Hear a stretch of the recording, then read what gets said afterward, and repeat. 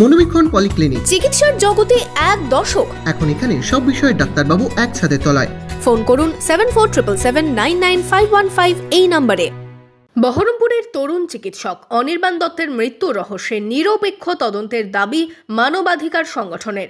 গত 25শে জুন বহরমপুরের তরুণ চিকিৎসক অনির্বাণ দত্তের অস্বাভাবিক মৃত্যু হয়।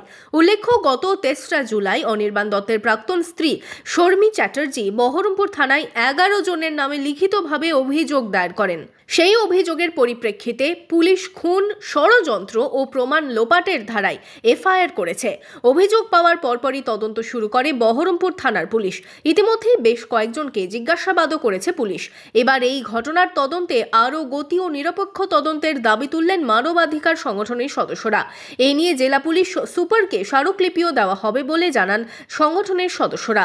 শনিবার সন্ধ্যায় এ নিয়ে বহরমপুরের নাগরিকদের নিয়ে বৈঠকও করেন এপিডিআর এর সদস্যরা। স্বাভাবিক মৃত্যুর পর বহরমপুরের নাগরিক হিসাবে আমরা কোনো পদক্ষেপ নিতে পারি নাকি যাতে এই তদন্তটাকে দ্রুত, নিরপেক্ষ এবং কোনো রকম প্রভাবমুক্ত করা যায়, তার জন্য আজকে একটা আলোচনা সভা আমরা এপিডিআর এর পক্ষ থেকে বহরমপুরের বিভিন্ন নাগরিকদের ডেকে নিয়েছিলাম।